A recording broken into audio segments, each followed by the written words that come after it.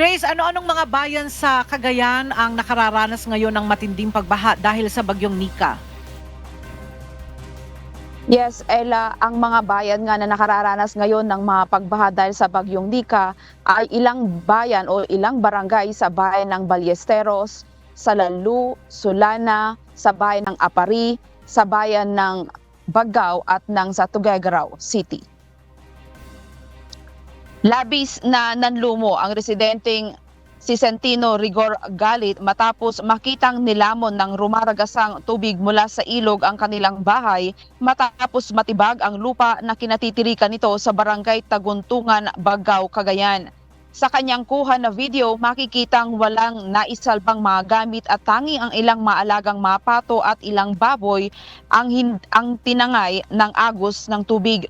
Kagabi, November 11, 2024, makikita sa mga video post ng ilang mga residente sa lugar ang paghingi ng tulong ng mga ito matapos ang biglaang pagragasa ng tubig sa ilog na nagbunsod ng pagkatibag ng lupa sa mga kabahayan dahil sa walang tigil na pagbuhos ng malakas na ulang dulot ng bagyong Nika.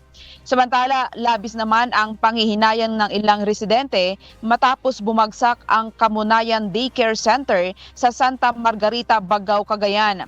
Makikita sa mga larawang ibinahagi ng mga netizen na bumigay ito matapos ang pagkatibag ng lupa dahil sa biglaang pagragasa ng tubig na mula sa kabundukan kasabay ng pananalasa ng bagyong Nika.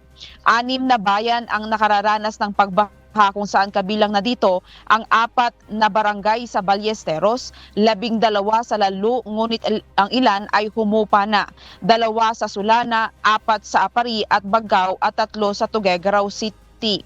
Samantala, nananatili ngayon sa evacuation center ang 1,196 na pamilya na binubuo ng 3,364 na individual na naapektuhan ng bagyong Nika sa probinsya ng Cagayan. Sa datos na ibinahagi ng Cagayan Provincial Disaster Risk Reduction Management Council, ang naturang bilang ay mula sa 5,214 na apektadong individual. Sa ngayon ay kansilado pa rin ang pasok ng mga mag-aaral at sa lahat ng antas sa buong lalawigan.